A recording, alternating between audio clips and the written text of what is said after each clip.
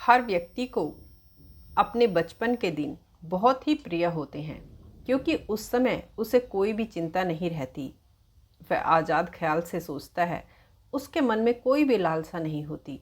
जिस काम में भी लग जाता है उसी में ही मगन हो जाता है। लेकिन जैसे जैसे इंसान की आयु बढ़ती है वैसे वैसे उसकी इच्छाएं, उसकी कामनाएं दिन ब दिन बढ़ती जाती हैं। इसलिए अक्सर इंसान भविष्य की तैयारी में लगा रहता है या फिर अतीत के बारे में सोचता रहता है। वह वर्तमान में जीना भूल जाता है। और वही अगर हम किसी छोटे बच्चे को देखें तो उसके लिए कोई भविष्य, कोई अतीत कुछ नहीं होता। उसके लिए बस वर्तमान होता है और वर्तमान में वो पूरा आनंदित होता है। हम अपना पूरा जीवन कामयाब होने में, अपने बच्चों, अपने परिवार को कि भविष्य की योजनाएं बनाने में बिता देते हैं। हमेशा यही सोचते हैं कि पहले मैं अपने जीवन को व्यवस्थित कर लेता हूँ, उसके बाद में सत्य की खोज करूँगा या ध्यान करूँगा या पूजा पाठ करूँगा। लेकिन हम ये भूल जाते हैं दोस्तों कि कल कभी नहीं आता और भविष्य की योजनाएं कभी पूरी नहीं होती। नमस्कार दोस्तों, आप सबका हमारे YouTube चैनल कथा के सार में एक बार फिर से दिल से स्वागत है। दोस्तों, आज की कहानी जीवन में सुख क्या है इसी पर आधारित है। एक बार की बात है, एक नौजवान एक महात्मा के पास आता है और उनसे कहता है कि हे महात्मा, क्या आप मेरे एक सवाल का जवाब देंगे। महात्मा ने उससे कहा, पूछो, क्या पूछना है। उसके बाद उस युवक ने कहा, हे महात्मा, मेरी उम्र अभी बहुत ज़्यादा नहीं है, लेकिन मैं बहुत परेशान रहता हूँ, बहुत दुखी रहता हूँ और मैं जानना चाहता हूँ कि मेरे जीवन में इतने सारे दुख क्यों हैं। मेरी ज़िंदगी अभी तो बहुत है, क्या मेरे जीवन में दुख ऐसे ही बढ़ते रहेंगे जैसे जैसे मेरी उम्र बढ़ती रहेगी, और इन दुखों से मैं छुटकारा कैसे पा सकता हूँ, इसका कोई रास्ता है। यह सुनकर महात्मा ने कहा कि तुम्हारे दुख मुझे तो दिखाई नहीं दे रहे। वह सुनकर वह युवक कहता है, महात्मा, मैं बहुत दुखी हूँ, मेरे अंदर, मेरे भीतर बहुत दुख भरा है, मैं आपको उसे कैसे दिखाऊं। महात्मा उस युवक से कहते हैं कि तुम्हें अपने दुख दिखाई देते हैं। वह युवक कहता है, हाँ महात्मा, मुझे अपने दुख अच्छी तरह से दिखाई देते हैं। तब महात्मा ने पूछा कि तुम्हारे दुखों का मूल कारण क्या है। तो उस युवक से वो बातें करते हैं, तभी वहाँ पर एक उनका शिष्य आता है और वह शिष्य महात्मा के कान में कुछ कहता है। उसके बाद महात्मा युवक से कहते हैं कि चलो, आज मैं तुम्हारे जीवन का सत्य दिखाने के लिए तुम्हें एक जगह लेकर चलता हूँ। वहाँ पर तुम्हें कुछ भी नहीं बोलना, चुपचाप सारी बातें सुननी है। इसके बाद तुम्हें अपने सारे प्रश्नों के उत्तर खुद ही मिल जाएंगे। यह कहकर वह युवक महात्मा के पीछे पीछे चलने लगा। कुछ दूर चलने के बाद महात्मा एक घर में चले जाते हैं। उस घर में वहाँ पर बहुत सारे लोग खड़े थे और बीच में एक चारपाई पर एक वृद्ध लेटे हुए थे। महात्मा को देखते ही सभी लोगों ने उनके लिए रास्ता बनाया और महात्मा उस आदमी के पास पहुँचे जो चारपाई पर लेटा हुआ था। युवक भी पास में ही खड़ा हो गया।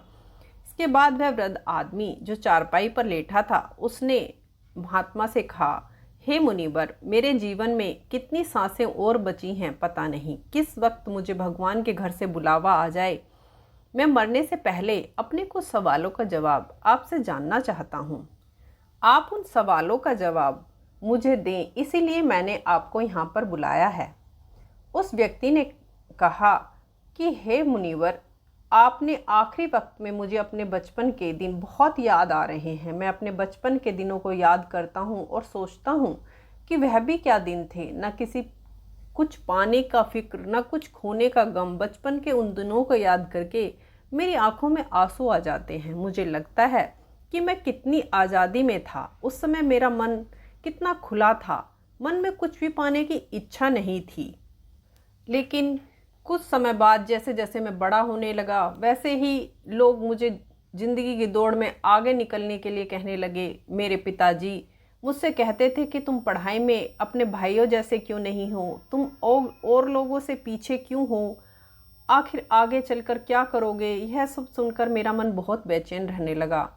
लोग मुझे बहुत सारे ताने देते थे क्योंकि ना तो मैं खेल में अच्छा था ना पढ़ाई में अच्छा था। सब लोग मुझे किसी और तरह बनाने को कहते थे, जबकि मैं समझ नहीं पाता था कि मुझे क्या करना है। उन सब की बातों से तंग आकर मैंने भी जीवन में कुछ हासिल करने का निश्चय किया और मैंने अपने आप से वादा किया कि मैं भी अपने भाइयों की तरह कामयाब इंसान बनूंगा, और उसके लिए मैं दिन रात मेहनत करने लगा। मैंने दिन रात मेहनत की और शुरुआत में तो बहुत मुश्किल हुआ, बहुत निराशा हाथ लगी, असफल भी हुआ, लेकिन मैंने हार नहीं मानी। और फिर एक दिन मैंने खुद अपना एक व्यापार खड़ा कर लिया और उसके बाद मुझे कुछ पाने का एहसास हुआ तो मुझे बहुत खुशी हुई, क्योंकि अब सब लोग मेरा सम्मान करने लगे थे। मेरी एक अच्छे परिवार में शादी हुई। उसके बाद मुझे लगा कि जैसा मेरा जीवन स्वर्ग बन गया। कुछ समय बाद मेरे 2 बेटे हुए, दोनों बहुत ही सुंदर और बहुत ही अच्छे बच्चे थे। मेरा मन और ज़्यादा धन कमाने के लिए लग गया, क्योंकि मैं अब अपने नगर का सबसे बड़ा व्यापारी बनना चाहता था और मैं नगर का सबसे बड़ा व्यापारी बन गया। सब कुछ बहुत अच्छा चल रहा था, लेकिन एक अनहोनी में मेरी पत्नी का देहांत हो गया और वह मुझे छोड़कर चली गई। इससे मुझे बहुत गहरा सदमा पहुंचा। मैं कई दिनों तक अपने घर से बाहर नहीं निकला। मेरे बेटे मुझे हिम्मत देते थे कि पिताजी माताजी तो नहीं रहीं, पर जो हो चुका है वह वापस नहीं आ सकता, लेकिन हम दोनों भाई आपका हमेशा साथ देंगे, आपकी हमेशा सेवा करेंगे। आपको किसी बात की कोई चिंता करने की आवश्यकता नहीं। और धीरे धीरे मैंने भी अपने मन को समझा लिया कि अब तो मुझे अपनी पत्नी के बिना ही जीना पड़ेगा। मैं अपने दोनों बेटों के साथ खुशीपूर्वक रहने लगा। उनके दुख में ही मुझे दुख होता और उनकी खुशी में मुझे खुशी होती। इसी तरह जीवन का चक्र चलता रहा। अक्सर मुझे महसूस होता था कि आखिर जीवन क्या है, जीवन को उसकी गहराइयों में कैसे जाना चाहिए, या कैसे इसको हम जान सकते हैं, मैं कौन हूँ और मैं इस दुनिया को क्या करने आया हूँ। ऐसे तमाम सवाल मेरे मन में उठते रहते। और मुझे आपके बारे में पता चला कि महात्मा ऐसे ध्यान की प्रणालियाँ बताते हैं जिससे जीवन का मतलब समझा जा सकता है, लेकिन मैं हमेशा सोचता रहा, उसे जानने की मैंने कोशिश नहीं की। फिर सोचा कि जीवन से दुखों और परेशानियों से पहले मैं दूर कर लूं, उसके बाद मैं अपने ध्यान में पूरा मन लगाऊंगा। यही सोचकर मैं कभी ध्यान नहीं कर पाया। धीरे धीरे वक्त भी हाथ से निकल चुका था। इस तरह मैं आखिरी उम्र के पड़ाव पर आ चुका हूँ। अब मैं बीमार पड़ गया और मेरी मृत्यु अब किसी भी समय हो सकती है। मैंने जीवन में बहुत कुछ हासिल किया, लेकिन अब मैं अपने जीवन में पीछे मुड़कर देखता हूँ तो मुझे एहसास होता है कि मेरे बचपन के दिन ही सबसे प्यारे दिन थे। उस आदमी ने कहा कि मैं चंद मिनटों का मेहमान हूँ मुनिवर, क्या मैं ये जान सकता हूँ?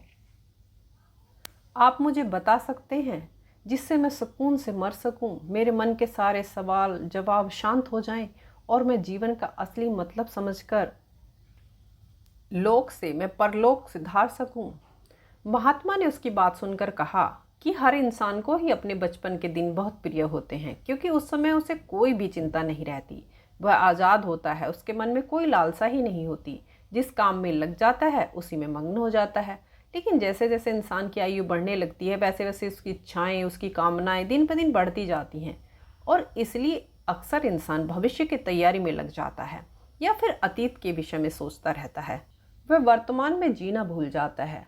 और वहीं अगर हम किसी छोटे बच्चे को देखें तो उसके लिए कोई भविष्य या कोई अतीत नहीं होता, उसके लिए बस वर्तमान होता है, और इसलिए वह वर्तमान में पूरा आनंदित होकर रहता है।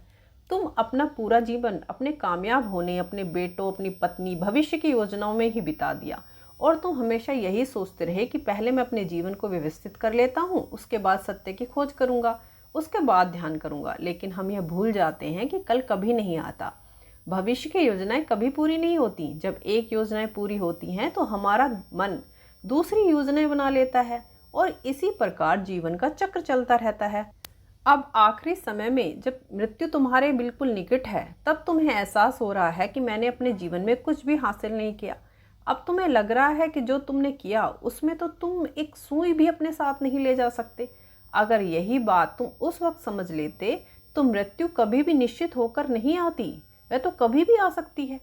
अगर यह बात उस वक्त तुम समझ लेते तुम उस वक्त ध्यान और सत्य की खोज में लग जाते तो तुम्हें कोई किसी चीज़ को करने की कोशिश करने की आवश्यकता ही नहीं थी। तुम्हारे साथ जो जा सके, तुम्हारी पूर्णता से तुम्हें मरने का मार्ग दिखा सके। उस व्यक्ति ने हाथ जोड़कर महात्मा से कहा, मैं अपनी गलतियों के लिए आपसे माफ़ी मांगता हूँ मुनिवर। मैंने अपने जीवन को सार्थक रूप से जिया नहीं और इसी बात का मुझे गहरा एहसास है। लेकिन मैं आपसे फिर से वही सूत्र जानना चाहता हूँ, क्या मैं परिपूर्ण था?